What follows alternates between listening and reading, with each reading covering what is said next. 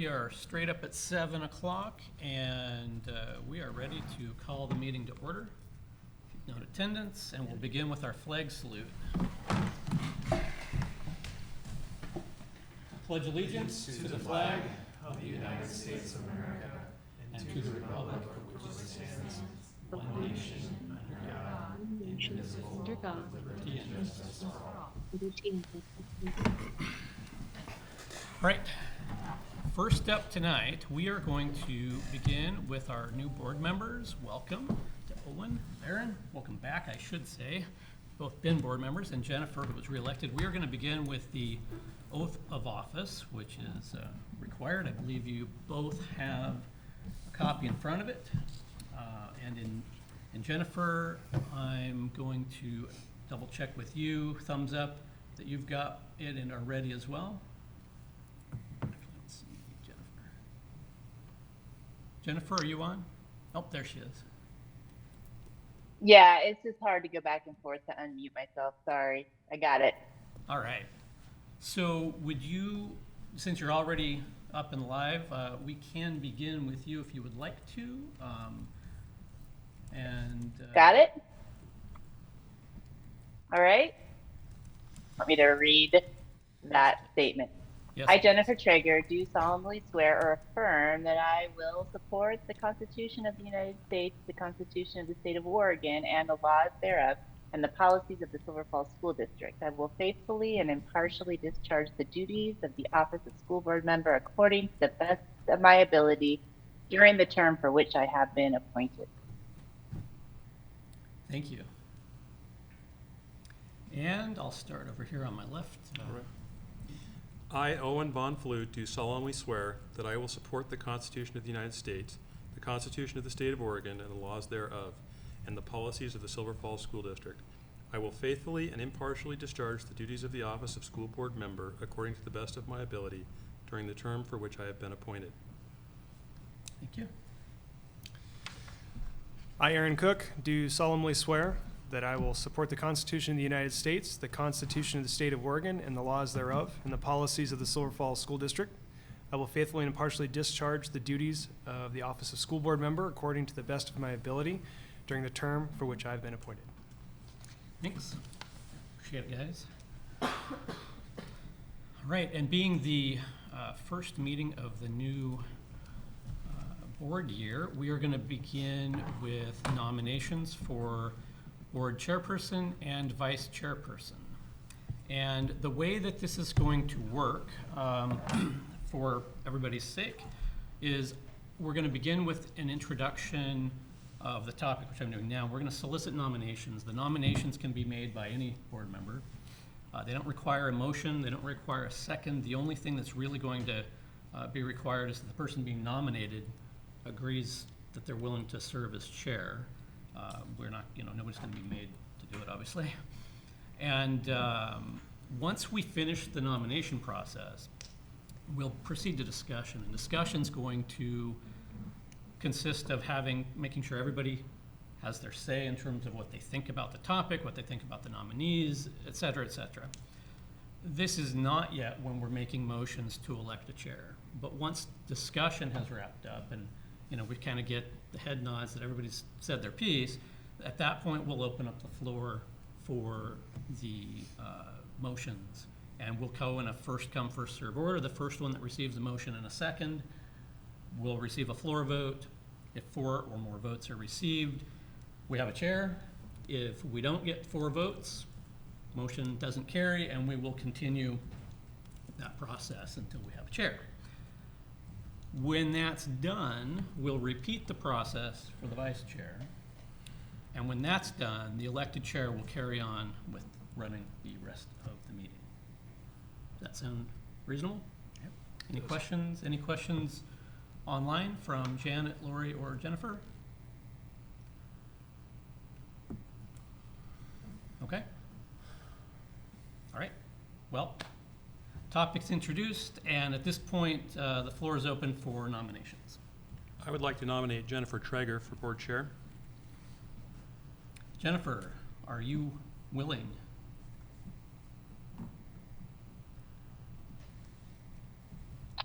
I guess I would say I would be willing, but this might be too much into discussion, but I would also see two great alternatives in Jonathan and Janet. And so if we could, agree upon one of those folks, then I would be happy not to be chair, but I will do it if that's what the group wants. Okay. Thank you. Do you need a second for that nomination, Jonathan? No, we don't. No, No. right. Oh, So we have one. Anybody else want to nominate anybody else?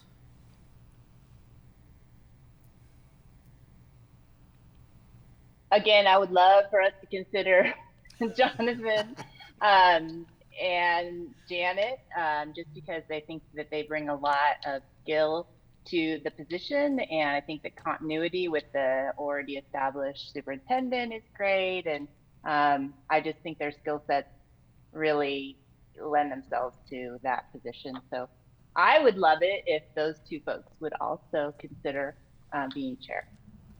Okay, so if I heard you right, you've nominated myself and Janet?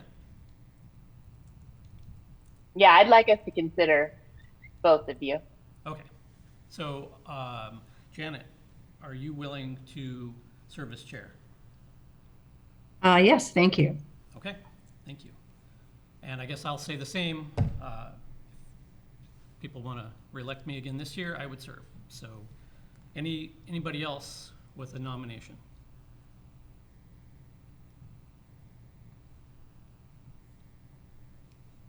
Okay. Well, let's move to the second part of this, which will be the open discussion. I know we have several folks online, so I want to make sure we have an opportunity to both have sort of an interactive conversation, but if I miss you guys, raise a hand. I'll try to keep an eye on the monitor if somebody's got something you want to say while you're mute, if you're muted otherwise. Otherwise, feel free to also interject.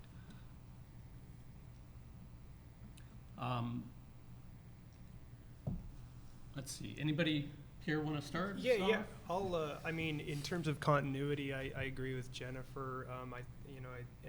I think Jonathan's done a really great job these last few years, and I think with,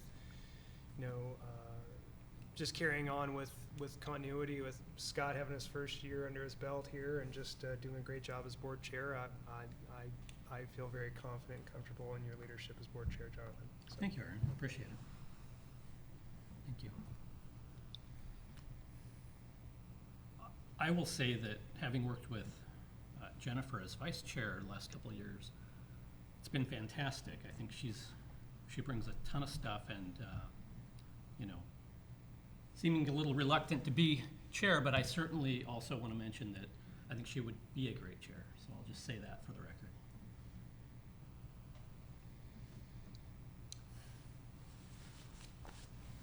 I'll chime in. I wrote down some thoughts. I think that, Jonathan has made a significant effort to improve our board procedures and practices and protocols for things like the order of business template and just the idea of predictability. I think that has been an improvement, and I think predictability builds trust. So I have those good things to say, and he's been willing and very responsible in his, duties. And Janet also super responsible in all of her duties, all of those extra duties that she's done, like classified bargaining team. She's a logical thinker. She's got great analysis skills. I appreciate her perspective and her attention to detail. And I would say that both folks that I'm supporting they haven't missed a meeting this last year at least, and I know Janet I don't think has ever missed a meeting. So anyway, I just wanted to put out those thoughts, and I do appreciate folks who are supporting me as well. And I think if we can elect either one of those, I would prefer to have them do it. Thank you, Jennifer.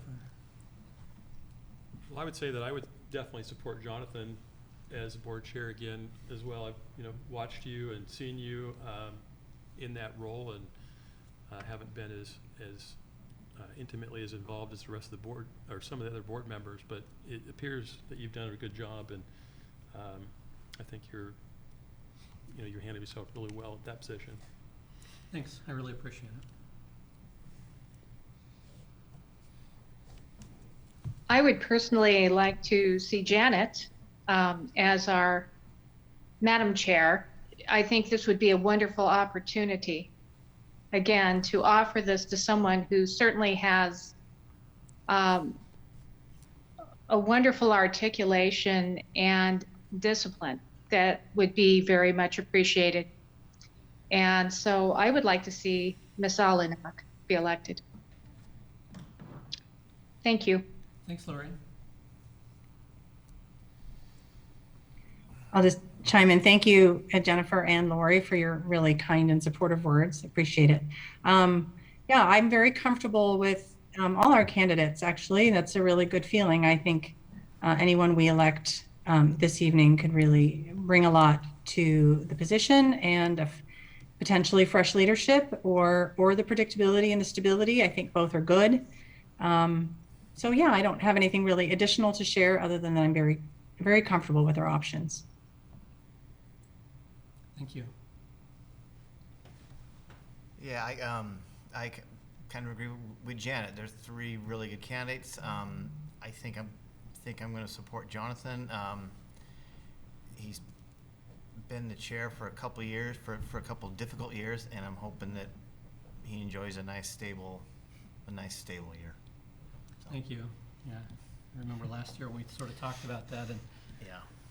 turns out we didn't really have a really stable year. It was better, It's but been- yeah. COVID was still running rampant, so. Yeah. So, Thanks. Any other discussion?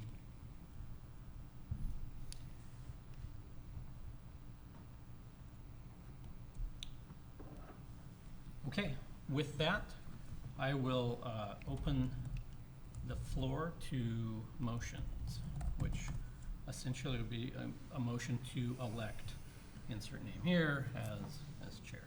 Yeah, I'll move to elect Jonathan Edmonds as board chair. So moved? Second? Moved and seconded. Any further discussion on the matter before we move it to a vote?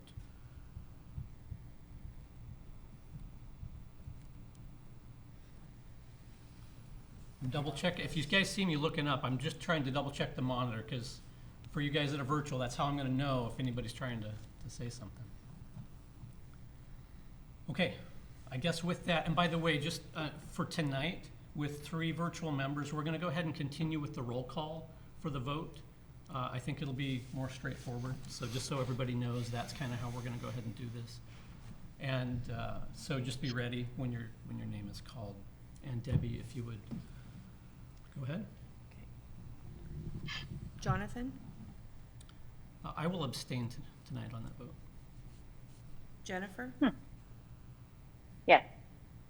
Janet, No? Tom, yes. Aaron, Yes. Lori, No. Owen, Yes.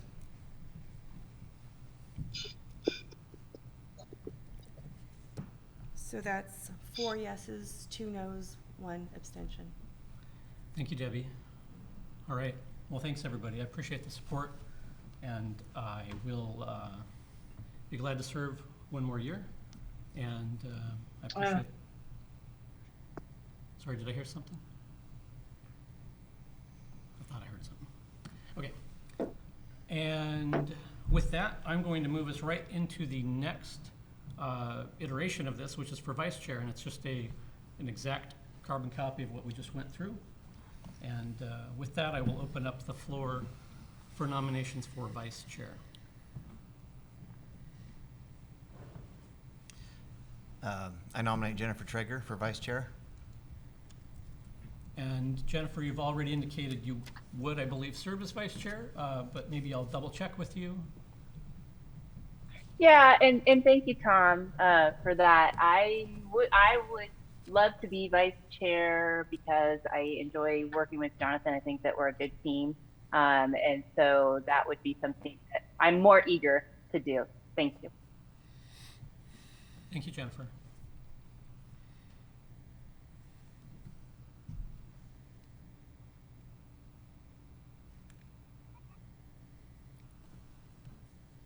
Any other nominations for tonight?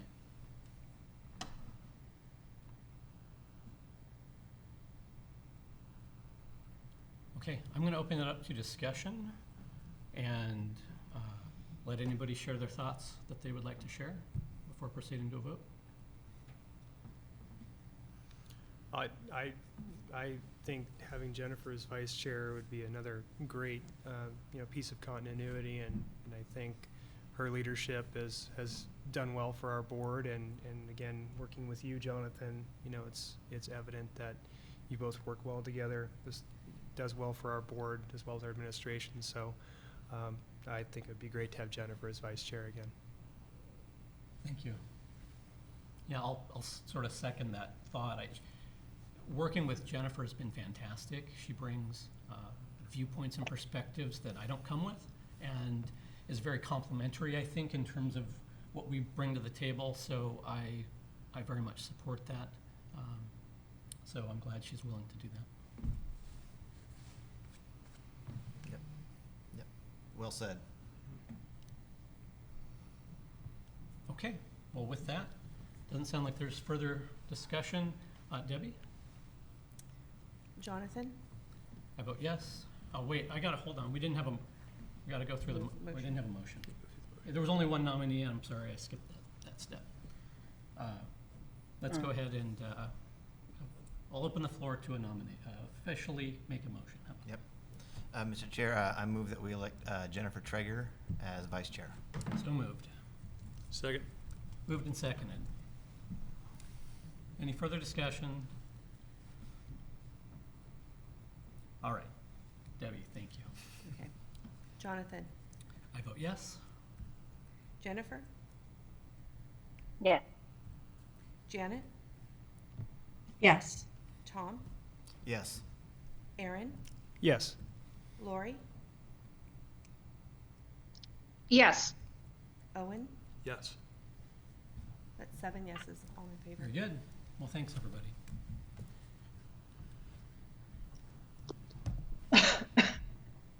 All right. With that, we are going to move into tonight's, what I'll call regular board business, and we will begin, excuse me, with our agenda review. Normally, this is among the very first things that we do. We went ahead and moved it down a little bit so that we could administer the oath of office and proceed with the elections. But we're going to go ahead and do it now. And this is an opportunity to make a motion to approve the agenda as published. And, if any tweaks need to be made, this is the opportunity to do that as well. So with that, I would welcome a motion to approve them as published. I'll make a motion to move to approve the agenda as published. So moved. I second it. Moved and seconded. Any further discussion? Okay, Debbie? Jonathan? Yes. Jennifer? Yes. Janet? Sorry, I'm toggling between two monitors. Yes. Thank you. Tom? Yes. Aaron? Yes. Lori?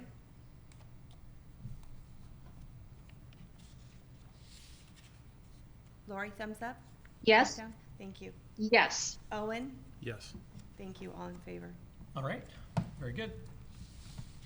So first up on the agenda, the rest of the agenda, I should say, is the consent agenda. And there's a bunch of stuff on it tonight. This is the time where we make all of the designations that we do annually. There's a long list of them. And, the board has had an opportunity to look at this. Anyway, at this point, I would accept a motion to approve the consent agenda. Jonathan, I'd move to approve the consent agenda as presented. So moved. I second it. Moved and seconded. Any further discussion on the consent agenda tonight?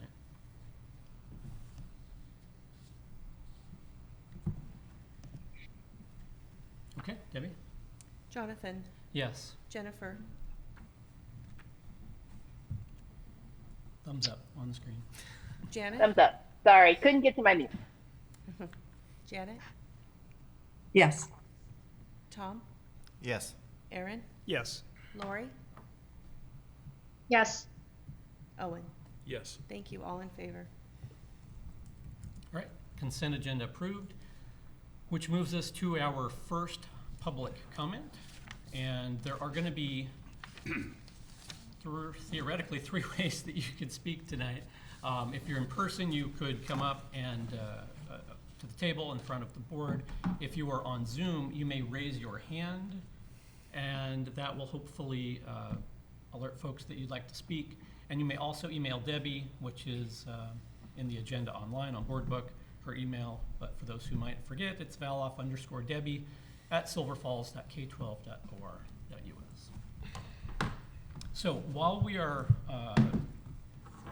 seeing if people would like to address the board tonight, I'm going to go ahead and read the statement that we often read, we always read.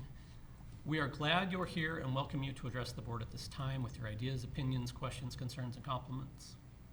Please be certain to sign in before you present.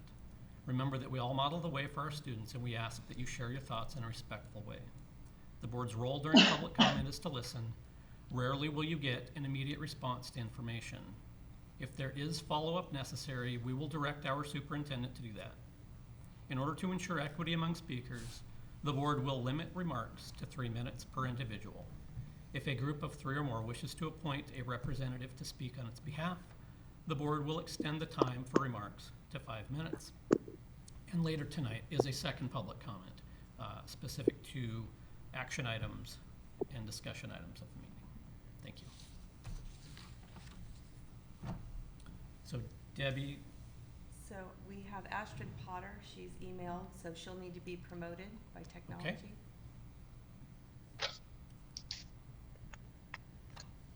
And Jonathan, I can just plan to say 30 seconds at the 30-second warning mark, and then time when it's been 3 minutes. I was gonna, sorry, I tried to reach out before the meeting. Are you good with that, or is that difficult with your? I think I can manage. Okay, I think I can manage with my watch. okay. Well, thanks, Jennifer. Are you ready for me? Can she get bigger? Sorry, Daniel. Thank you. Hang on a second, Astrid. We're trying to blow up your video feed here.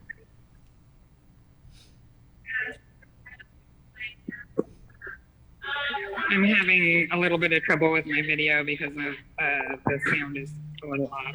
Let me know when you're ready for me. Working on the technology. I think.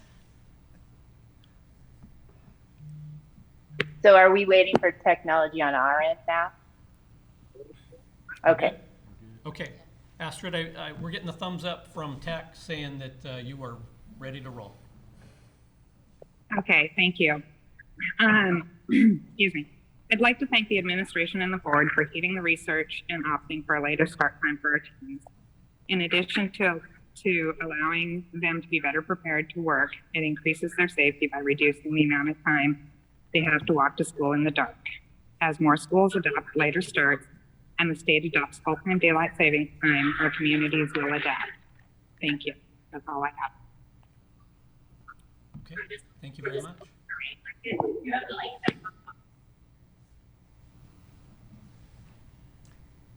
I don't have any other emails. I'll have to defer to Daniel to see if anybody else has raised their hand. I can't see that. Daniel, has anybody else done the raise a hand? Nope, okay, I'm getting a nope. And we're still doing public comment. Okay, just making sure. I didn't want to. Well, okay, I'll do it. You're welcome to, Ray. I saw you walk in and we're almost wrapping it up, and I wanted to give you the chance in case you were hoping to. I'll take this off. Well, I know you're going to talk about, is this on? I know you're going to talk about a resolution that was passed a couple of years ago. And one of the issues is the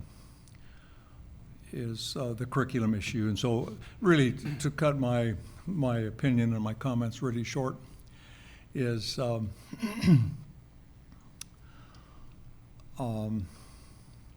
think it's important that the curriculum throughout the district in a grade level is the same. That's where I'm coming from, and I believe in the past that it's for a variety of reasons. There have been different differences in the material that's been presented and taught in the schools, and obviously music is one of those, and that's part of your discussion tonight. And maybe I've made this comment in the past. As a high school teacher, how do I say this? It was not always obvious, but it was apparent at times, the preparation that students had as they came into freshman science. That's one of the classes I taught. It was not very uniform, and so there can be a lot of reasons for that. But and then on the other hand, we have to give a lot of credit to staff and students because they overcome that. But it did, for 2 or 3 months in the fall, Silverton High School, it did have an effect. So I would just encourage you to maintain the intent of that resolution, to make a uniform curriculum, and I hope music can be part of it. I understand how difficult it is to do that. But that's a challenge that we have to accept in the school district, and it's not going to happen overnight, but that's got to be that long-term goal. We got to get there. All right? Thank you. Really appreciate it. I didn't intend to come and talk. I wanted to hear the discussion, but since I just wanted to make sure. You have such a big crowd here, Right, right. I'll sign in. Thank you. Thank you, Ray. Appreciate it. All right, and sorry, Debbie, I know you're walking the other way. Okay. We'll wait 1 second.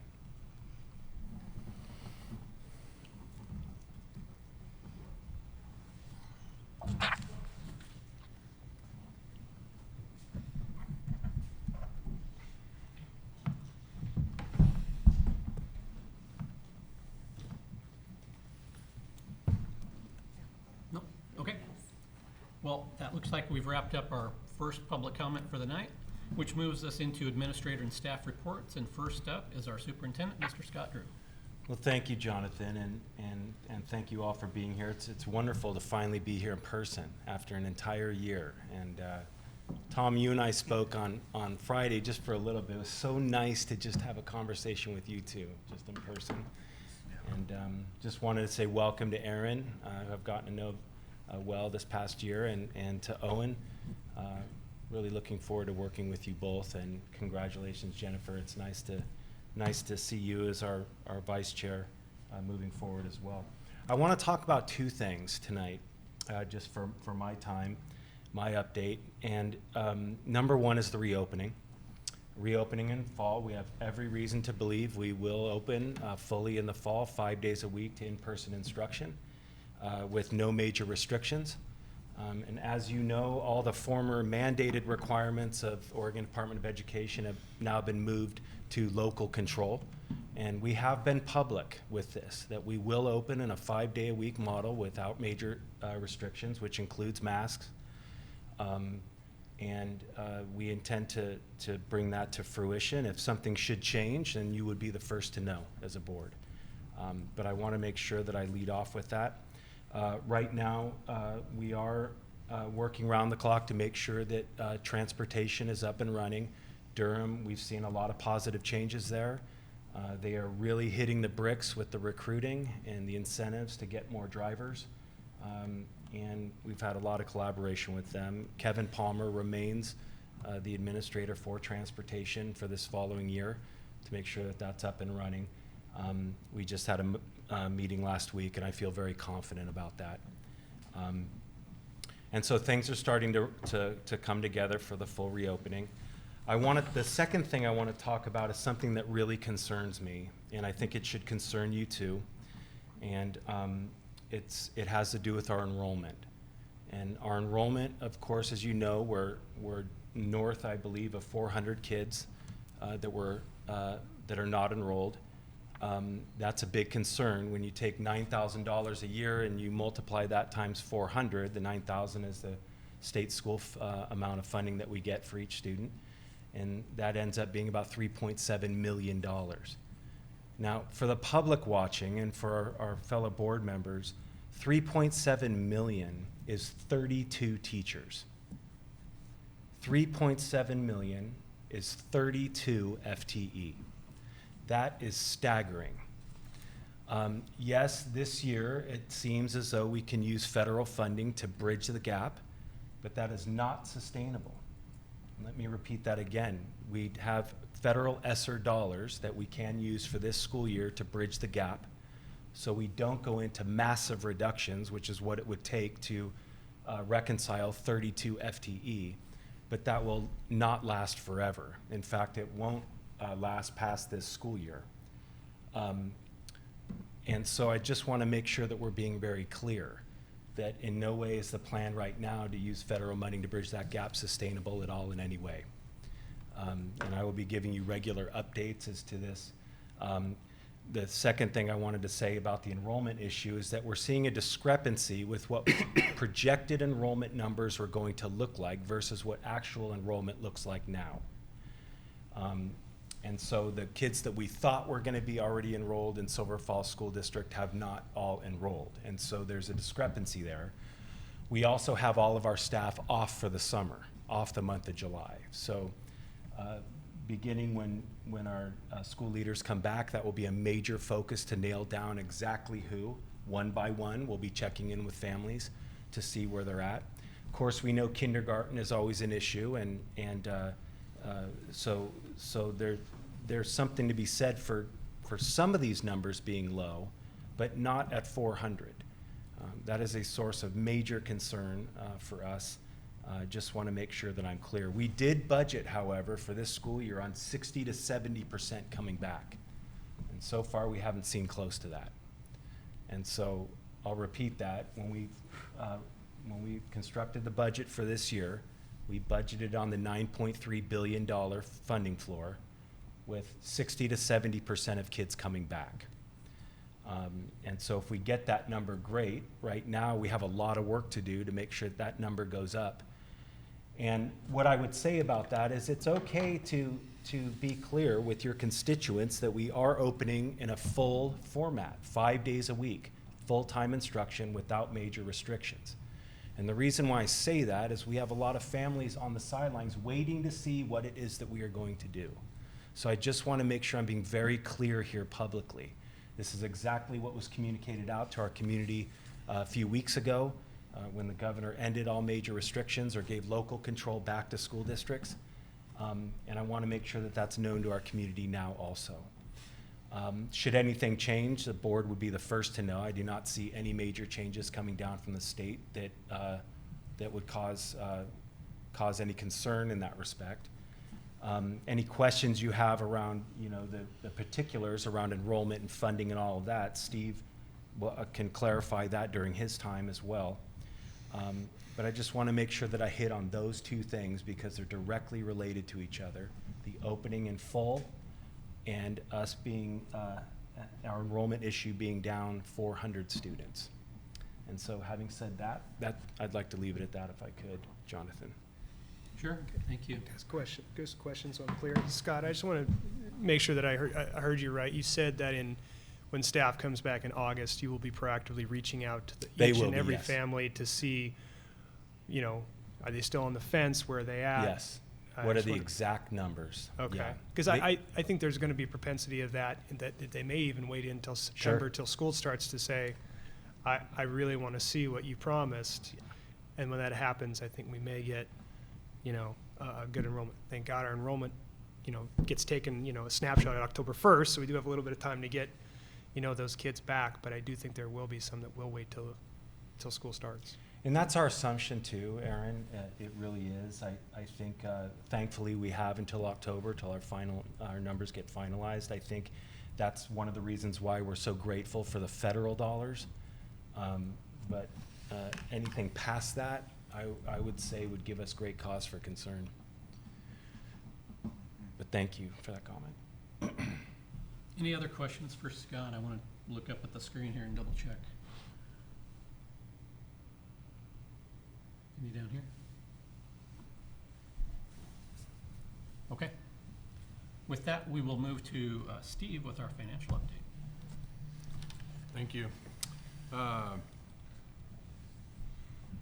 So in July, we typically don't have financial statements just because we just finished the fiscal year a couple weeks ago, and we still work on getting the books closed for several weeks after the year end. And we have our auditors coming in October, but we will get some financial statements in August for July. And then as soon as we feel like we have a projected ending fund balance, at least for the general fund, we'll get that information to you as well. But just to piggyback on what Scott was talking about, we did budget 65-70% return rate on the 400 student decrease, or about 10% decrease in our enrollment. And yeah, so far the numbers aren't there, but like you said, over the next 2.5 months, I think there's still families that are looking to make decisions, and we'll have to see where that goes. We did plan on utilizing some ESSER funds to help utilize the gap, but it was kind of, or to bridge the gap. There was a kind of a three-pronged approach, so to speak. One was use of some ESSER funds, but also we have been, ever since the pandemic started really, been very careful about rehiring positions.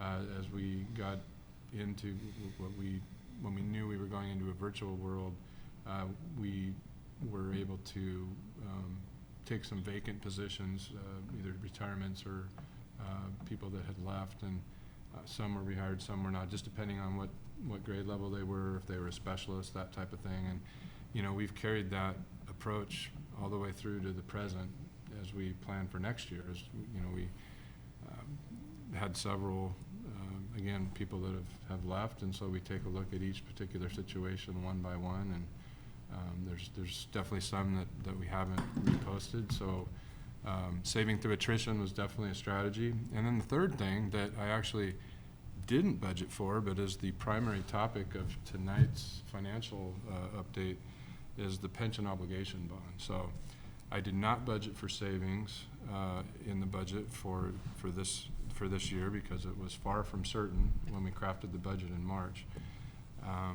But this is the action week, so it's pretty exciting.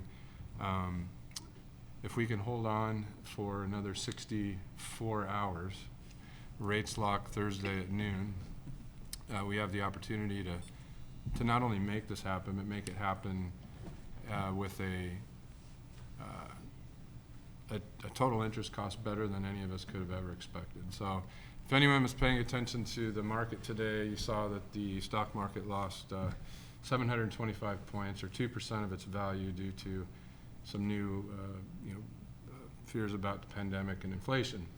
But that's a good thing for us as we go into this week, because the Treasury rates also dropped significantly for a one-day period. In fact, the 10-year Treasury rate dropped to 1.194%, which is the lowest it's been since February. So you may recall back in March, we had Lauren from Piper Sandler do her presentation on how the pension obligation bond process works. This was at our March board work session.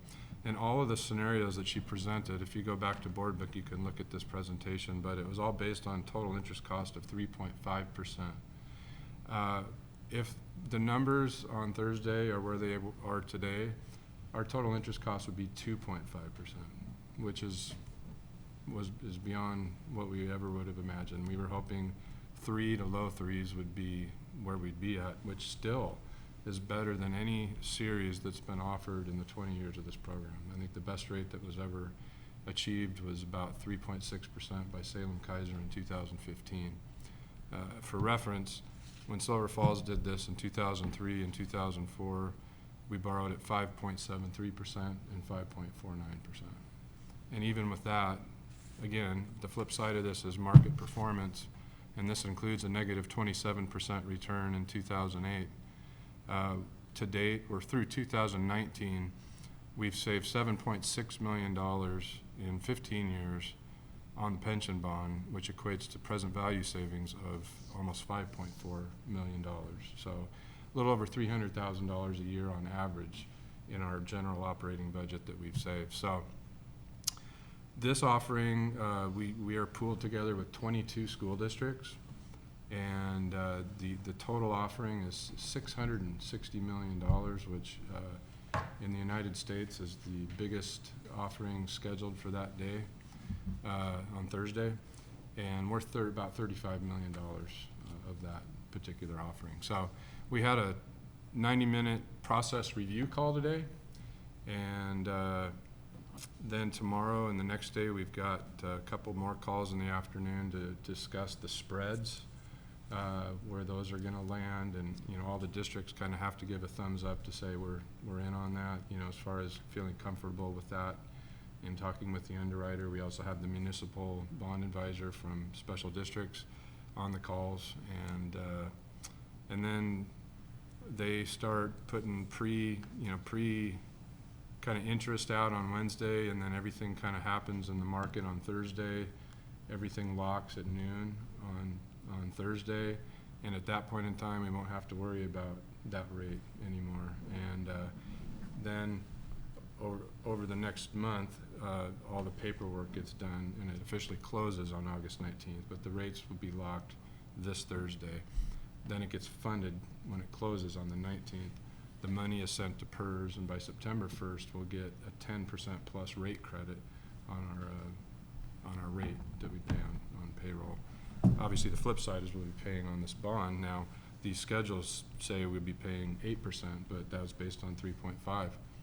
We're obviously going to save more money. This year we were projected to save $600,000, and again, I did not count for that in the budget. It could be closer to $700,000 or $800,000 in this first year. So this would be obviously an immediate positive impact to the budget, and something that could help us offset the enrollment situation. But I'll certainly send out a message once we lock in and find out where we ended up, and kind of let you know how that turns out, and report fully at the next board meeting. So, Thanks, Steve. any questions on that? It's like it's getting pretty exciting. We're down to the nitty-gritty. So, Yeah, it's hard to believe they're going to be, we talked about those ranges, right, that we were comfortable with. Mhm. Yeah, this is really good. the board resolution that was passed in May set a cap of 4%, and even if we're above 2.5, I feel pretty good that we'll be under 3, and we certainly won't be anywhere near our maximum. So That's fantastic. That's great. So board, any questions for Steve?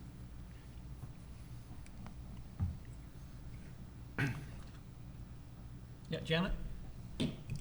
Oh, I didn't have a question. Just wanted to thank you, Steve, for all your hard work on this. It's been months and months and months in the making, and it's a tremendous opportunity for the district. So thank you for identifying it for us and bringing it to us and doing such a good job explaining all of the nuts and bolts. Thank you. thank you, Janet. Yeah, I do have one sort of minutia question. So when we had the sort of natural attrition that occurred, do you have a number you can share? I mean, I didn't think to ask you ahead of time, so if you don't, that's fine. But if you, As far as how many positions? how many were positions rehired? have we sort of not replaced? I can say off the top of my head that we have at least 2 licensed positions this year that are going unfilled, and if I dug a little deeper, might be able to find 1 or 2 more, but I know 2 right off the top of my head. Actually, make that about 2.5. We're going to reduce another position here too. So just being creative where we can. Yeah, great, thanks. Yeah, thanks, all of you, Scott, especially for your strong reopening statements, but also for the frankness of the amount of kids who aren't being re-enrolled right now. I don't really have a question. I've got many thoughts in my head, and I can't formulate a question. I can't formulate a good comment other than thanks for the frankness. Thank you, Tom. Yeah. You're welcome. And just to reiterate, our principals, you know, they're going to be coming back, and their patience and their teamwork about looking at this and being supportive of the decisions and the creativity, they are the ones that shoulder this burden along with obviously their staffs. But I just really want to thank our principals for willing, because when they have an opening, they like to hire, and when they're told wait, and they understand why and take one for the team, that means a lot. Yeah, no, I understand. Appreciate it. Okay, so one more minutia question. The 9.3 that we budgeted at now is looking like 9.6. Can you remind us, Steve, what the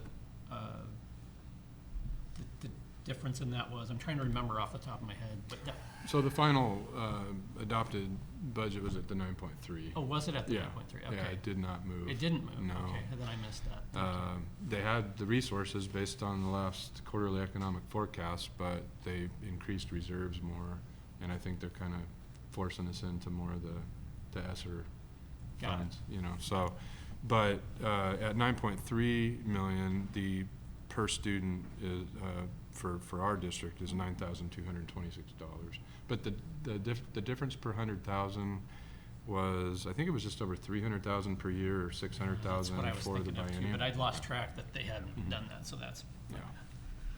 Yeah. That was gonna be my question. That's 300,000 for every 100 million reduction in state budget. Yes, Okay. Yep, for each 100 million for our district. Right. Right, any other questions for Steve? Okay. Thanks. Right, that moves us into our discussion items, and the first up is a open discussion on the arts and expression resolution that was passed in October of 2019. And the idea here is there's no action item tied to this tonight, guys. So this is a conversation. The idea is to not only have dialogue amongst ourselves, give Scott sort of a sense of what the board's thinking, where we're at. It doesn't have to end tonight. We can carry this on to future meetings. There may at some point be an action item that comes out of this, but for right now, just we're kind of trying to keep this as just a conversation among the board. So with that said, I will open it up to that conversation, and if anybody would like to kick us off with their thoughts on this, that would be fine. I think the idea is to just share our thoughts on what we think this might look like in sort of big picture terms within the district. In 5 years, let's say, what might this look like? Well, when I first read back through the resolution, and then also, Scott provided us some talking points and consideration points for us as a board. What came to my mind first is there's a lot there, and I think even Ray hinted this in his comments tonight was, we're really going to have to be focused on what we add. We can't do everything at once. I think we not only have what we just talked about with a $300 million reduction in the state school fund, we have an uncertainty of how many students are going to be coming back to our school district. We hope most, but there's budgetary constraints. But I think we're going to have to boil it down to, within the resolution, what do we see as for now the most important thing to look at adding, to look at expanding upon? Not that anyone's not important if we don't work on that first and foremost, but we're going to have to prioritize. And I think over the years, the one that I've heard of and I would like to see also expanded upon, and I know we've heard this over the years a lot, and I think it comes back to music. But I think we're gonna have to define what that looks like. But again, I think the key is we're gonna have to kind of go into, let's look at one area for now. That's not to say next year or even later this year we can look at more, but I think we're gonna have to prioritize. And if it comes to my mind, music seems to be the one that we continually hear in the community about expanding our offerings, expanding our curriculum at our schools. So if I had to prioritize in my own mind, again, this is just me speaking, I think music would be, expanding on that would be at the top of my list. I think there's a lot to look into, not only even if we're gonna look in the area of music. Number one, obviously budget. How does it affect our budget? You know, how does, let's just say we do in time look at adding a district-wide music curriculum, let's just say through K-5 or through K-8, you know, how does that affect adding that affect our current instructional time, right? How does it play into bus schedules? How does it look like for this school day? Where do we put it in, right? The financial impact, you know. I think we're gonna have to take those into massive consideration if we're gonna do something like this, to add something like music deeper in an enricher context in our district. So yeah, in my mind, I think be laser focused, but if I had to really focus in on one, it would be music. Thank you. Yeah, I really appreciate that. Just taking a few notes that you made me think of.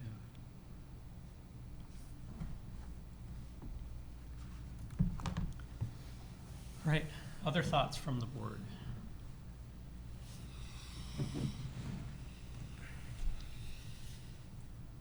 Struggling to put a good thought to it, but you know, music is the biggest one when we talk about arts and expression. But it does mean other things. But you know, in general, I know we passed the resolution. I support it, and I support your work in trying to find something that works. There's so much.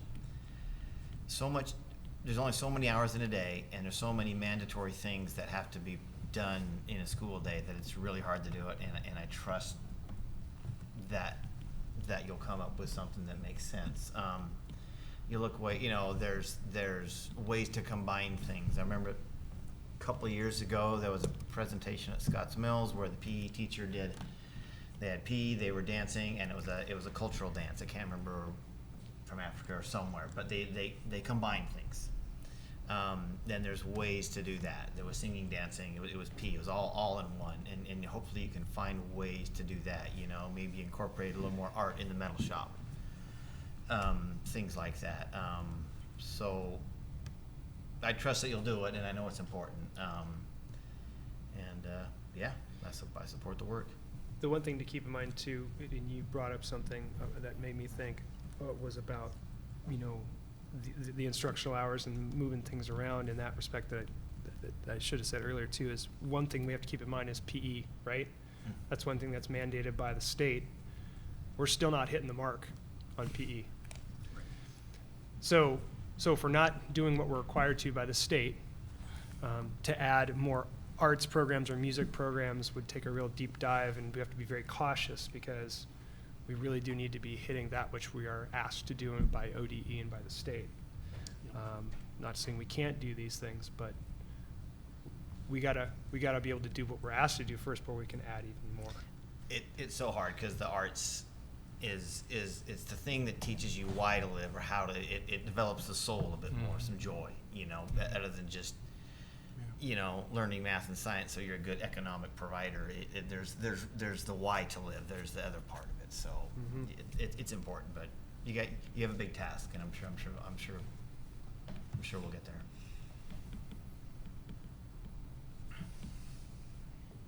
Thanks. One of the things that I would agree, I think music has been brought up multiple times by many different people. And I would love to see it in curriculum.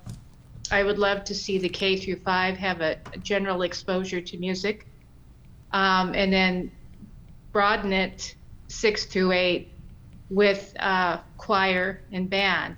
So in essence, they would have an opportunity to be exposed to various disciplines in music. And then if they wanted to continue their passion or directive, they could in high school. One of the things as I was reading the framework, I found myself going back and forth, taking in all the facts that were presented. It looks like Mark Twain did not have a music program. So what I'd like to ask Mr. Drew is, what can you provide in the way of options for the board that would be a realistic and sustainable approach to providing music into the curriculum? What does that look like? And I think that's what I'd like to see as a board member, because I can run scenarios all night, but unless I know what the true limitations are, I think all of us as board members would really appreciate some options that came from you, with, of course, the consideration of the curriculum and funding and all the other things that trickle into that from the cabinet. So that's my statement on this. Thanks, Lori. Yeah, Janet. Yeah, I think music obviously sort of floats to the top as the most obvious area that we've received so much input about. I was reflecting a little bit upon it, and I thought, to a certain extent, the performing arts can be integrated into literature or social studies. You can create opportunities for those performances through those other disciplines. Visual arts, you can, to Tom's point, you might be able to integrate that into science or social studies and have kids produce art projects that are in line with what they're studying. But music is sort of its own thing that builds the brain in ways that we're just beginning to appreciate, and that provides kids with an opportunity to participate either in choir or in instrumentation. And so I think what I was looking for from Scott's information that he provided, it looked like, and I'm making some assumptions, it looked like the in-town schools, so that the two K-5s in the middle school were reasonably well covered in terms of their ability to offer music as well as some of the other arts and to integrate them. And that for me, the question was, well, how are the outlying schools, how are the remainder of our schools doing? And what are they currently able to offer? So I feel like for me, it would be helpful to have something of a little inventory of what are they doing now? How many hours are they able to offer to which grades, and how's it going? And what would they like to see moving forward? Do they feel like they have space to grow their programs? So that would be really helpful to me moving forward, is sort of knowing really where the gaps are. And I did wonder whether it might be a good idea for, hesitate to suggest yet another working group, but they can be really effective if we had a board member or two, our staff, maybe a community member or two, or some of our music instructors to come together in a small group and say, how do we think creatively around what is possible? So those were my thoughts. I think there's a lot that we can work with here. I do feel like we need a little bit more information, but I think it's a great start, and we have some things that we can move forward with, I think. Thank you.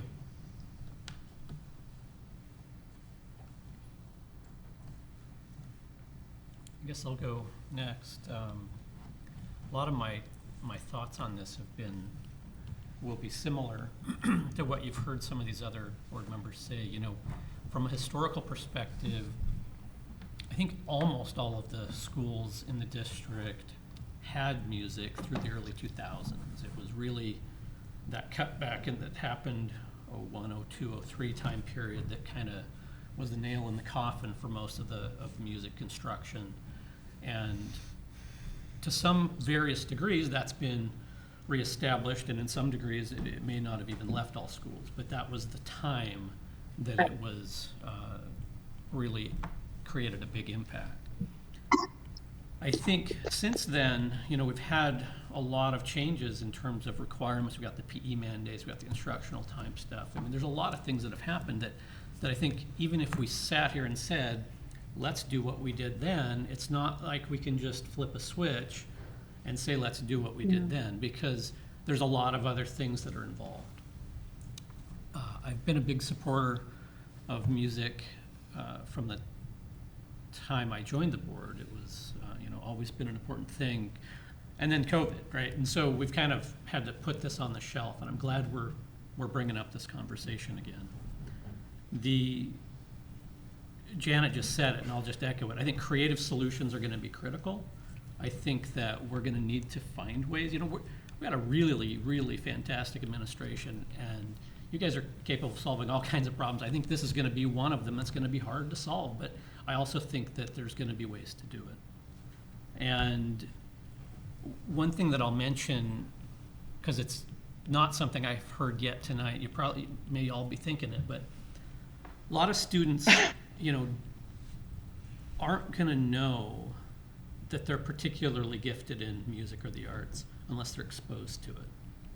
They, are exposed to a lot of subjects in school. They're exposed to sports and PE. But if they're not exposed to an instrument or learning music, they may not have any idea that they were particularly gifted in this earth, and we may be all missing out because of it. So that's something I just wanted to add, because I know that while some parents are able to put their kids privately through different kinds of music instruction, not everybody has the wherewithal, the means, or the opportunity to do that. And I think the last thing I'll mention, which Janet alluded to as well, is that music literacy does impact the brain in a really positive way. And there's, in a lot of ways, it's like learning a new language if you learn how to read music. And, for many of the same reasons that learning two languages is beneficial to kids, I think learning how to read music and understand the concepts behind it are also important. So those are my 2 cents.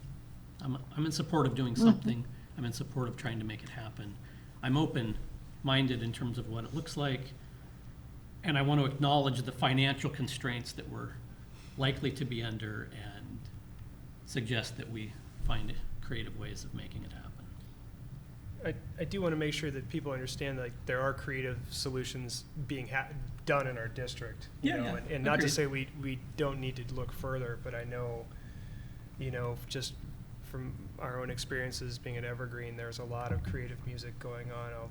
Katie Poole in her class, she had a piano in her room, and they did music all the time. And during Christmas time for the Christmas program, the kids were playing recorders and ukuleles and all kinds of stuff. So there were creative solutions going on. I know up at Victor Point, traditionally they've done a large scale production every year, musical production or play, which in some cases rivals the high school. They do such a nice job up there, and I know Megan Lehrman and some of the other teachers up there do a great job incorporating music into their everyday curriculum. Albeit, yes, it's a creative solution. It's not hardwired necessarily into the curriculum, but there are some creative things going on in our district, but we need to do better at working with that now. I think what I would like to see, and I don't want to speak for any of the board member, but I'm hearing from what Janet said and Lori and the others here, I think it would be it'd be great to see what kind of deep dive we could do. And I don't want to put more on your plate, Scott, because you got a ton already. But I would love to see what the feasibility of, if we would look at incorporating more of a standardized, let's just say, music curriculum, what would that take in our district? What kind of money? What kind of head count?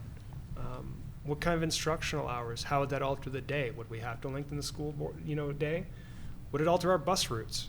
I think I can think of sorry to throw 4 or 5 different questions at you right there, but I think those are things off the top of my head that I can think that are going to be affected by if we tweak anything in the school day.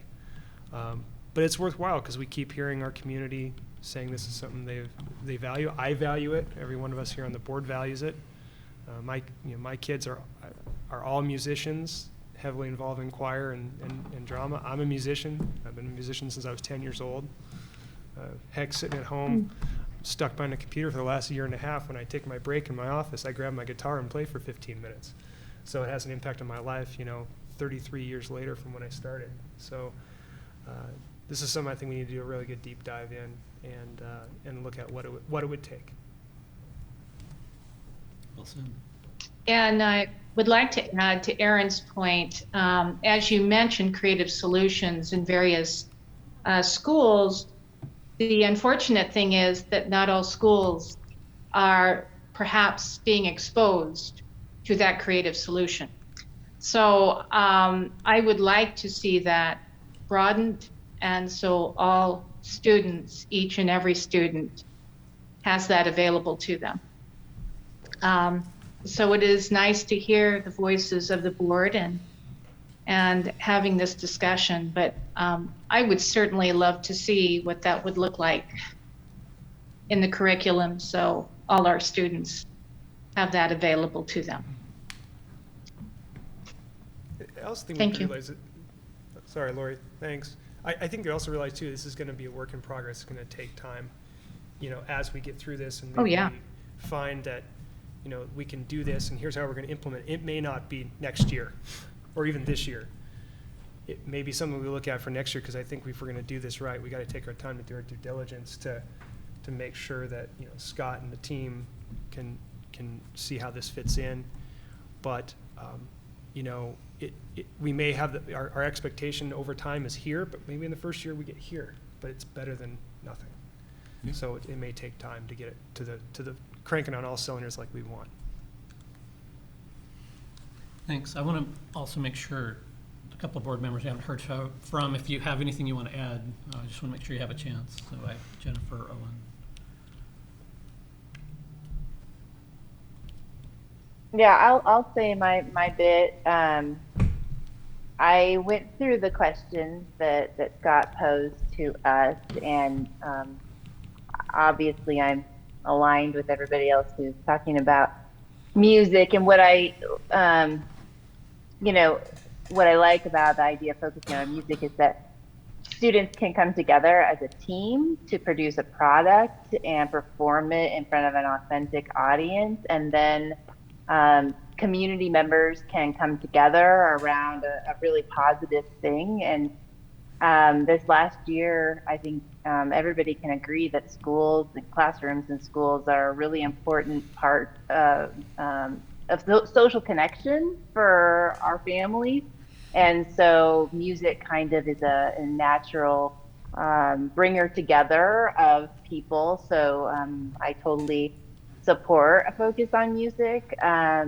And then the second question that Scott asked was about, like in 5 years, what do you expect? And for me, I want it to be clear how students can access the art or music, if we're focusing on music standards at each school. So I think that there's been a really great start to that work, where mapping out the standards that a lot of people are using the word curriculum, and it's kind of like in educationese, hard to determine sometimes what that word curriculum means. Like I even use it in different ways, right? But we do have these standards that folks agree upon, and I think that to me that would be the most important thing. And I do know that some of these standards are being addressed all across the district, but do we have a systematic way to show that that's happening? And so to me, that's important. And then questions 3, 4, and 5, I think I trust the superintendent to implement, those using, the type of information gathering and input sessions that he's shown us over the last year. I totally trust him to do the nitty gritty and they, I don't want to get in his lane, and talk too much about the nitty gritty of it. For me, it's just about being able to, really see, yes, this is where that's happening at this school. I think that that's pretty important in terms of equity.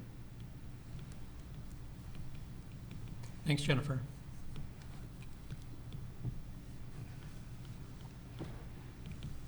Other thoughts or comments?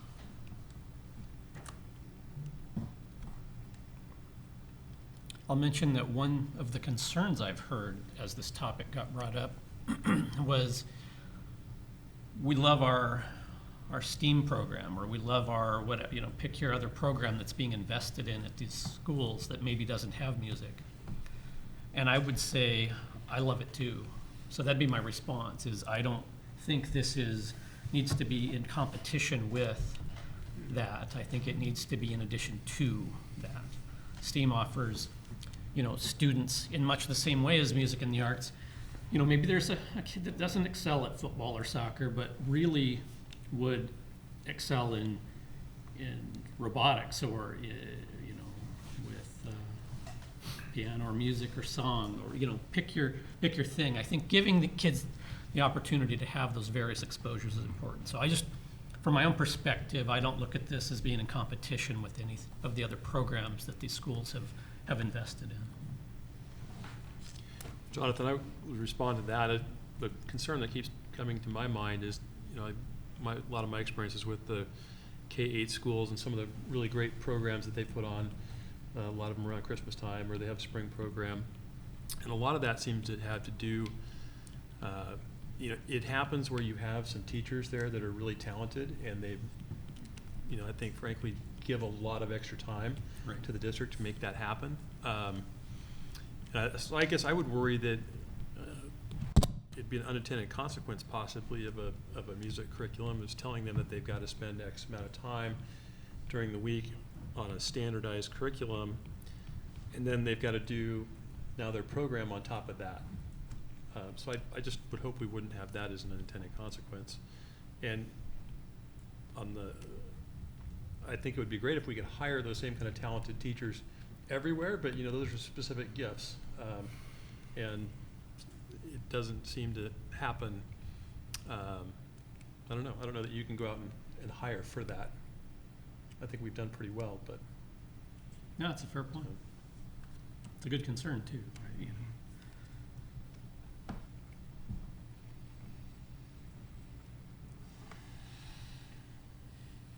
Looking up at the screen. Any other thoughts or comments from anybody?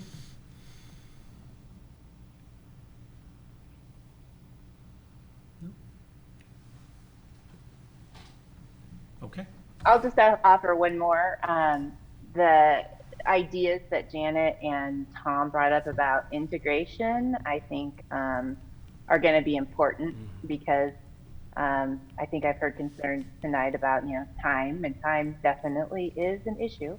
And so when teachers can identify how some of the art standards naturally fit in with other curriculum or other standards like science, math, language arts, that might be the ticket for being able to get these in. And again, those things are happening in different places. It's just that we don't have a way of seeing that they're happening in a consistent manner. So anyway, I just wanted to add that because I thought those points that Janet and Tom made about integration were important. Right, thank you. And Actually, I'll something just else. add one more thing, Jonathan. I just want to make sure that we're ending our discussion tonight with some next steps, either for Tom or for us, so we don't just sort of, you know, leave this dangling out there. I don't know if there's anything specific that we feel, any specific direction we feel like we can give him, or if there's specific information we'd like to see before we do that. I just want to make sure that we actually end on a kind of a next step note. Yeah, it's a good point. Let me come back to that in just a minute. I did think of one more thing that Owen made me think of, and you know, you're right. I think different facilities have different staff who maybe have a passion and have been able to bring that out in fantastic ways, and I think you're right to point that out.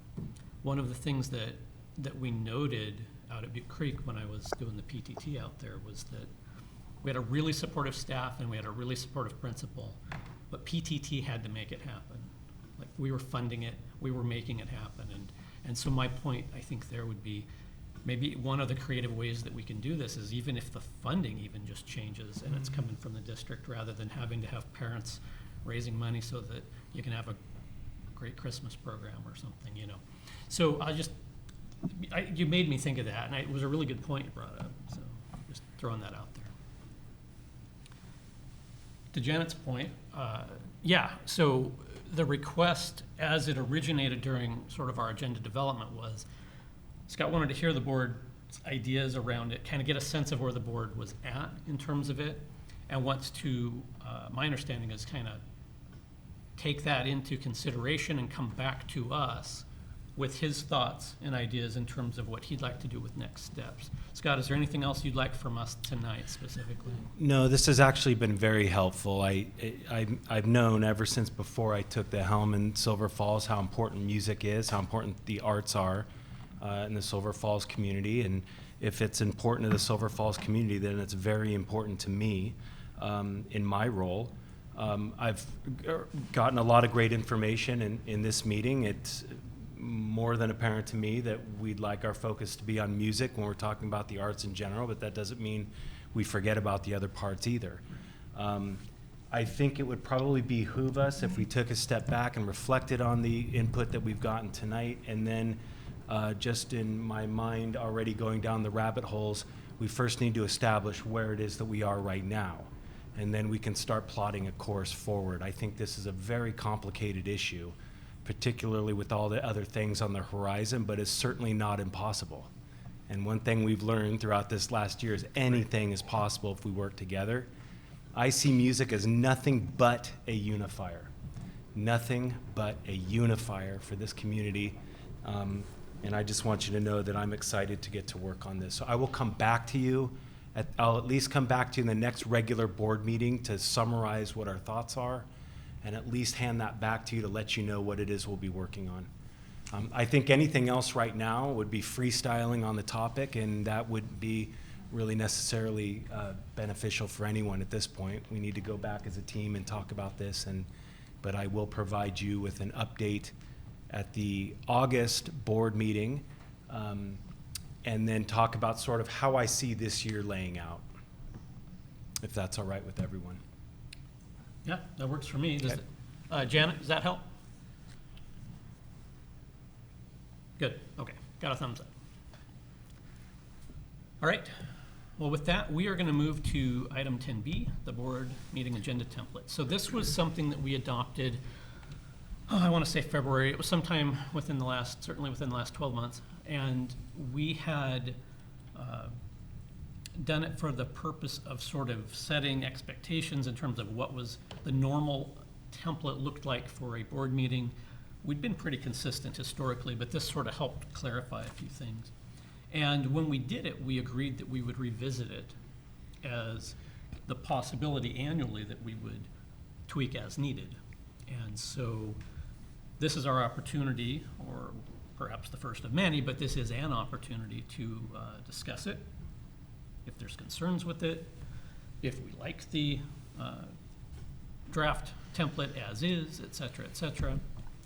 And so I guess I'll just open it up to conversation. There's no necessary action, but we could choose to, through a motion and a second and a vote, do something including minor changes. If major changes are being looked at, I'm going to recommend that we table it and bring it back with a formal updated draft. If there's a minor change, I would like to reverse the order of 5 and 6 or something like that. We could probably do that tonight without any issue.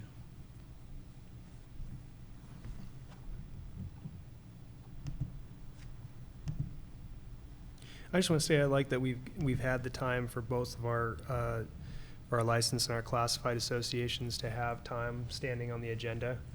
You know, as a board member, just as a citizen in the community, just being able to hear from both associations with the board, that to me it looks like there's much better communication between both associations and our administration than there even has been in the past. And I think this is one step at showing that, and this keeps those lines of communication open. So I just want to say I think those are two great additions for standing places on the agenda. Great, thank you.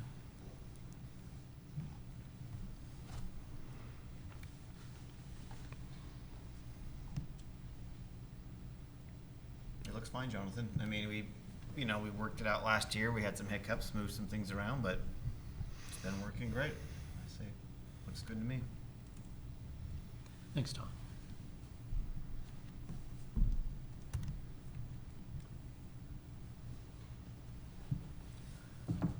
Any concerns? Anybody want to suggest any changes to it? The only little thing I wondered about, and I'm kind of chewing on it still, was under number 12, discussion items. Sometimes it's helpful on an agenda to have a time estimate. It sort of helps define the scope of the discussion. Are we talking 5 to 10 minutes? Is this a big item that we're going to allow 15 to 20 minutes for? I think good facilitation. I don't necessarily think we need that.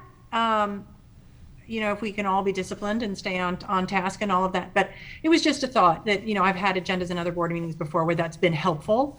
So we could maybe just keep it in mind. I don't know if other board members have strong feelings one way or the other. Thanks. I'll mention just for background that it was certainly something that had been discussed. We've discussed it during our agenda development meetings with Scott. We've talked about it at different times, and there's pros and cons, as you sort of alluded. I think, if you put 10 minutes on it, you have somebody sort of, like this, and is the conversation good? Do you sort of arbitrarily? I don't know. Anyway, we landed against it. However, having said that, I'm right there with you, Janet. I think there's a lot of merit to the idea, and I certainly could support it if the board wanted to see it. So I think that's where I'm at, is I can certainly support it. If that's what you want, I can certainly support it as it is. It seems to be working mostly okay. I think it also depends on how many agenda items we have each meeting, right? If you've got 5 major things we really need to get through tonight, that maybe we have the option to give some time brackets at the end just to keep things moving. But yeah, it seems to me that this agenda is working fine as is, but I think they have the freedom to add that as needed would be good.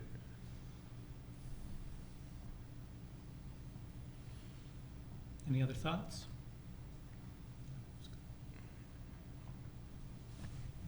Jennifer has her hand raised. Oh, sorry. I couldn't see that. Thank you, Laura. And now No problem. I won't be able to figure out how to lower it. Zoom on the phone is totally different. I just want to say that I would support time frames as long as people understand that they can, when we set the agenda or not approve the agenda, like if there are time frames in there and people say, well, I think we're going to need more time for this, I want to suggest that now, that they have that option. Or if during the discussion, somebody says, I'd like the board to consider adding time here, that individual board members, obviously the chair is going to have that role to kind of navigate us naturally, but other board members can also chime in to make their own suggestions, and the board as a whole would decide on changes. So is the main concern that we'll speak too long or not long enough, or is it more just trying to manage the overall agenda? I think there were 2 that I'd heard. I don't know, Janet, what you were thinking of specifically, but I had heard that, we want to make sure that we time box some items so that we don't spin perhaps endlessly on a topic that should only take 15 minutes, let's say. Another concern was setting expectations purely, just so that somebody either watching on Zoom or in the audience might have an idea of when that particular topic might come up. So I think those were the 2 that I'd heard as far as motivation. I would say with respect to the first, any of us could, of course, move, and maybe it's uncomfortable for some, but you could always move to, end discussion, or, Right. We can use the rules of procedure to facilitate that part of it anyways.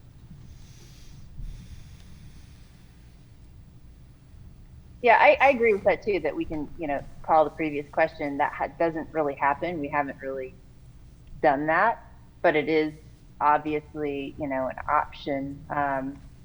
For me, I would say my concern is that when our meetings go past 2.5 hours, I don't do good work at that point.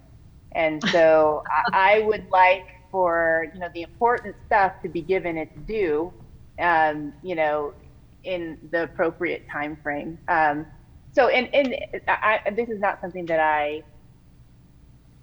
am gonna, die on the hill for. I don't, it's not something that to me is totally necessary, but it could be an opportunity to help focus our discussion on the most important things for kids so that we don't end up having a lot of airtime that isn't really focused on what the main objective is, so that we use our time really wisely. And maybe we can leave it to our board chair and vice chair as they're developing the agenda with Scott. If there is a particularly long agenda, to say, what, this might be a good opportunity to put some scopes, put some estimates around the time here so that we can stay on task, as you feel like it would be helpful. I certainly trust you all to know when it would be a helpful thing to have, and otherwise we can just keep doing as we have been doing. I certainly support the idea of trying it out on an as-needed basis. I'm not sure, that we would have to add it formally to the agenda template anyway, but, yeah. Yeah, I concur with that, Okay. both of you. All right, are there any other topics, concerns, requested changes to the template from anybody?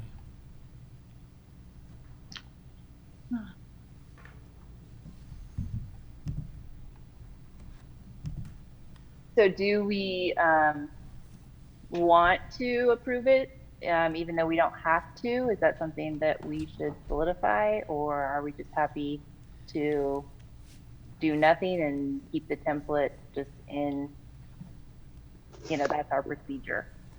I think, given the fact that we had suggested when we passed it that we would revisit it annually, I kind of like the idea. If somebody'd like to move that we, reapprove this, that makes it formal. It just, we formally have agreed as a board, for example, to keep that template. So I would certainly support that. Yeah, I'll move. Okay, well, I will. Oh, go ahead, Jennifer. Go ahead. Okay, I will move to approve the agenda template as presented. So moved. Second. Moved and seconded. Any further discussion? Okay, Debbie? Jonathan, Yes. Jennifer, Janet, Yes. Yes. Tom, Yes. Aaron, Yes. Lori, Yes. Owen, Yes. all in favor. All right, thanks, everybody. We're now on to 10C, and this is our policy updates. As you all know, we've been rolling through a number of them due to the great work from the policy work group. And tonight we have a number up for second and final readings. And so during the discussion portion of this conversation, I'll open it up to any conversation around the actual policies, any of them that are in this list. I'm not going to go through each one and call them off and ask if there's any questions. It's open floor for any of them. We will later, during action items, have all of the final readings ones up for adoption. So keep that in mind as well. So with that, anybody have any questions or discussion on any of the policy updates listed under 10C?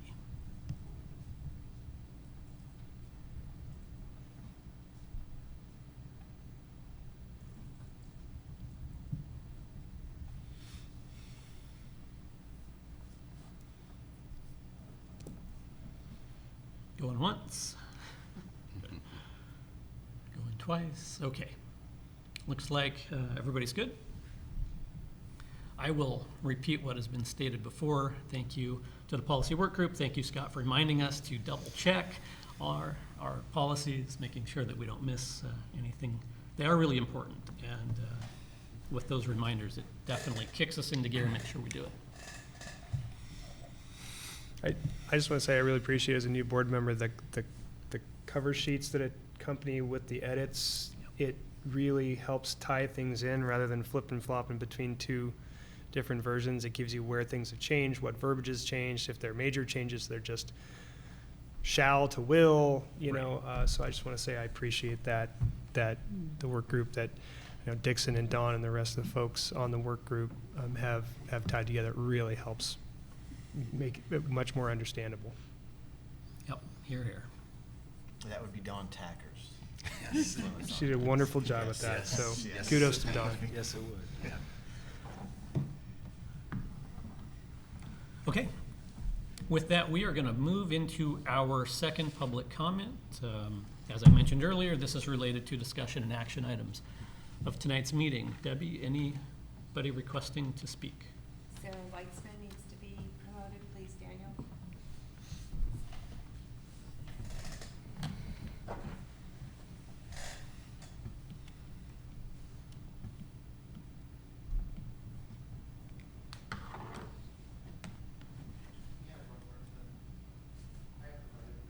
Okay.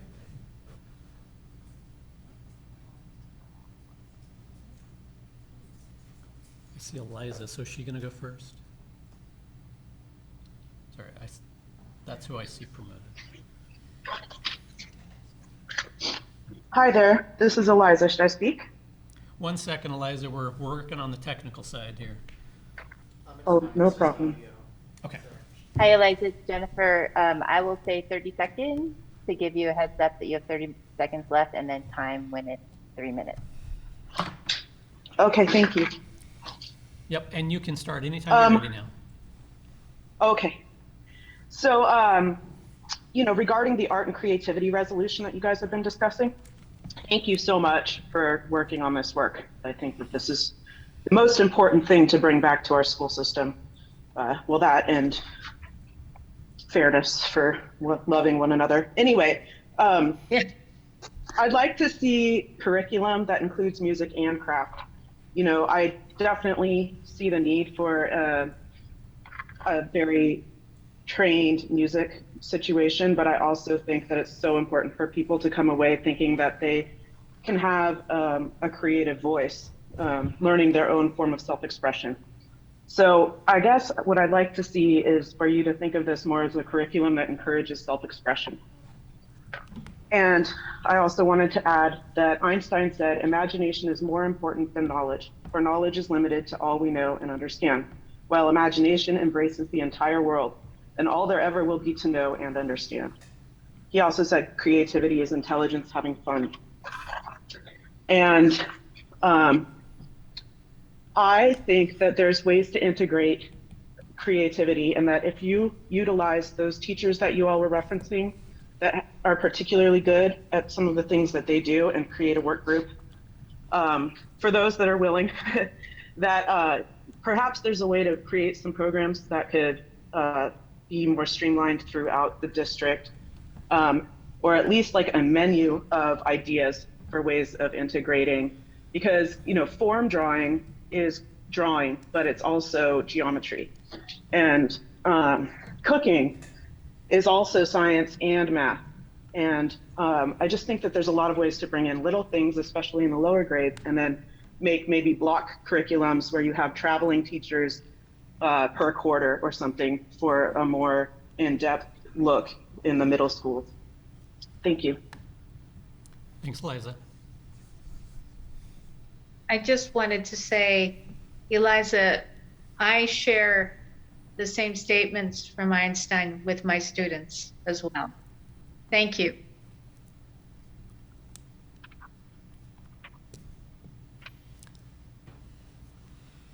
Okay, so Debbie, was there also Sarah? Yes. Sarah Weitzman needs to be promoted, please, Daniel.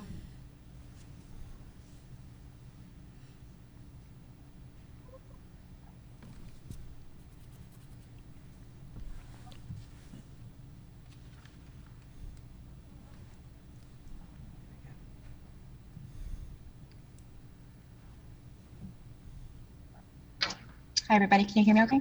We can. All frozen. Okay. It seemed a little frozen for a second. Thanks. Sorry, a little technology.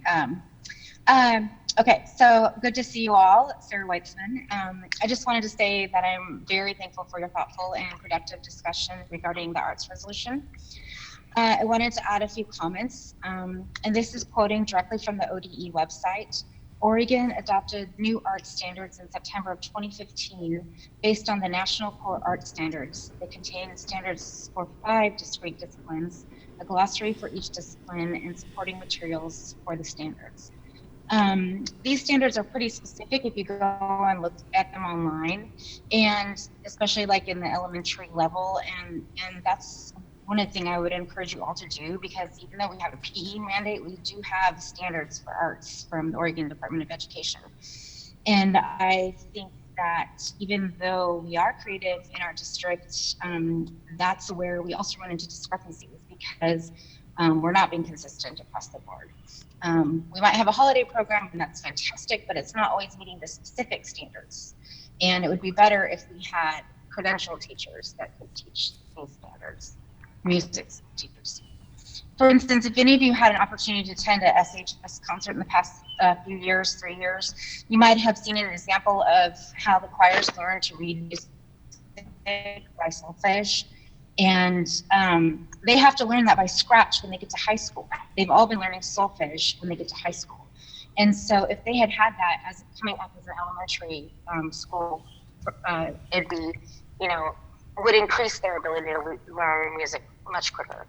And I just wanted to thank Jonathan also for his comment about exposure, because I think that's really one of the key issues for music for our kids, is getting that exposure up, because they don't know what they're missing if they aren't having it exposed to them.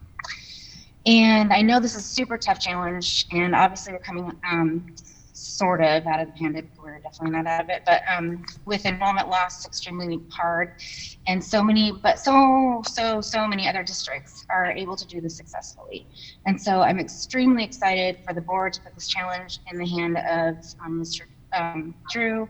And although I know it's going to be a process, I hope that there will be a task force with the community and all the invested partners involved, and I'm super thrilled to see the progress. This is fantastic for some forward movement. So thank you very much. Thank you, Sarah.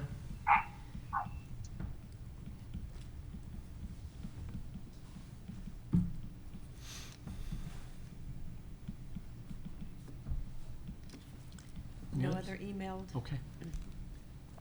And guessing Daniel would tell us if there was anybody else with a hand raised in Zoom? Okay. Well, thanks. We appreciate the feedback. Thanks, Daniel. All right. That moves us to item 12, which is our action items, and we have a few of them tonight. First up is one that we talked about at last meeting, and we have an action item tonight regarding it. It's regarding the bell schedule changes for the upcoming school year. And being an action item, at this point I would accept a motion to approve the bell schedule changes being recommended by the administration. Yeah, I will move to adopt the bell schedule changes for the 21-22 school year as recommended by our district administration. So moved. Second. Second. Moved and seconded, third and fourth. So, any further discussion on this before we proceed with our vote?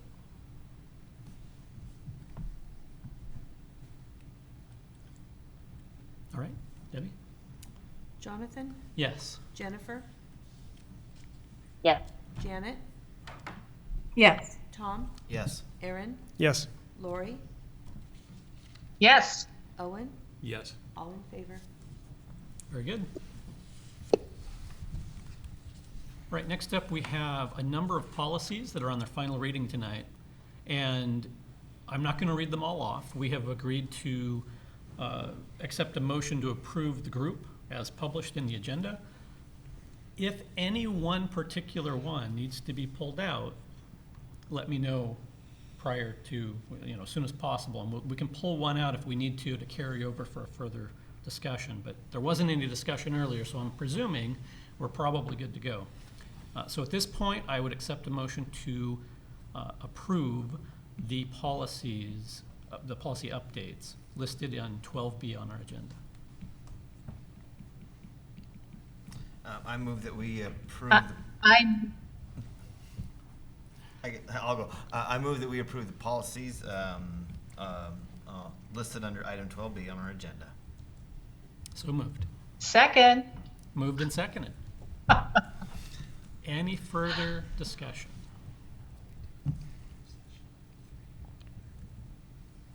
Okay, Debbie? Jonathan, Yes. Jennifer, Yes. Janet, Yes. Tom, Yes. Aaron, Yes. Lori, Yes. Owen. Yes. All in favor? Excellent. All right, next up, we have our future agenda item request topic, where if there's something you want to be on our mind for the next agenda development meeting, now's a good time to let us know. I would just bring up that Johnny Farrow had contacted me and asked to be put on the agenda for some time. We didn't discuss how much time she would need to talk about the Willamette Career Academy. So she's a new principal there. Yeah. So we could contact her and find out more details about what she's thinking of presenting to us. I've had a few conversations with her about the same thing, because that's something I'd like to understand more how this new career academy fits in with the Silver Falls School District and the synergies that they have there. I'm actually going to be trying to go over there sometime this week, hopefully, and take a tour of the facility and see what they have to offer. So I'm glad you brought that up. Yeah, very good. Good to know. Jonathan, I have 4 things. So, sorry, bear with me. The first one kind of piggybacks on those 2 requests regarding, I think, board visits in general. I think that one of the things that happened a couple years ago is that the superintendent facilitated visits that any board member could go on. And I thought that, although I didn't actually go on any of these visits, I thought it was a really positive procedure, because we could, everybody could had kind of equal opportunity to go if they were able to. And I just thought it was positive to be able to get to all the different schools in the district. So I would hope that maybe we could talk about that at a work session, about like what works for us and what ideas we have. And I too am interested in doing more investigation into the CTE programs and what we have to offer, and what options there are in like the Willamette Career Academy. But just in general, I think it might be good to talk about board visits to different places.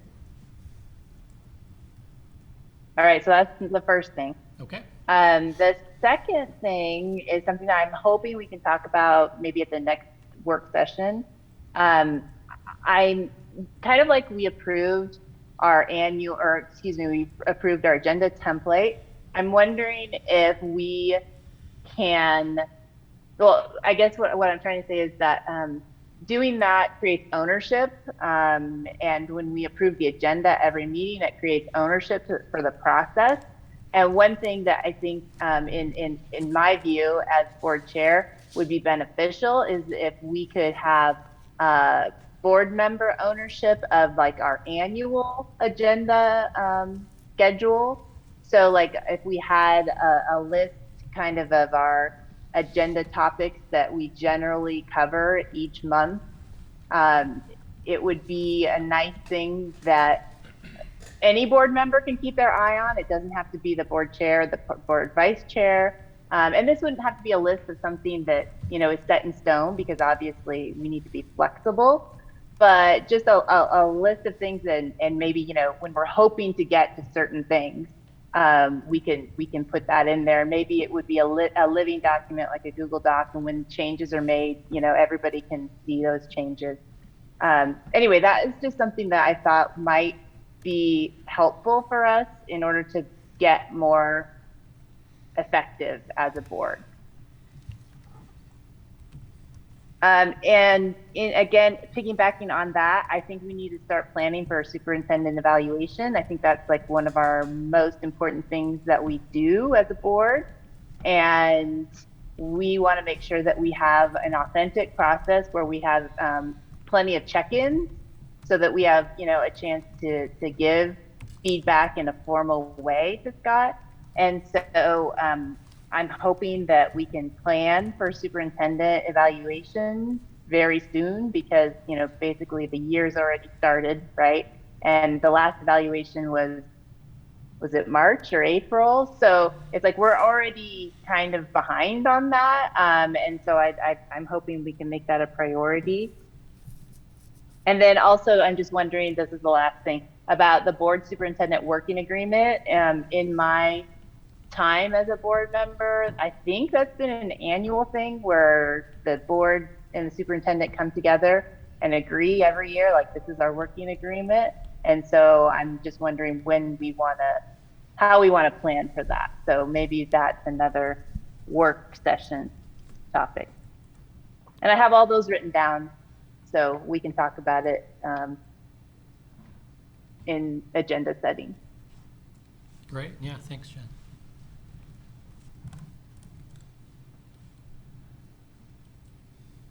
Other future agenda items from anybody?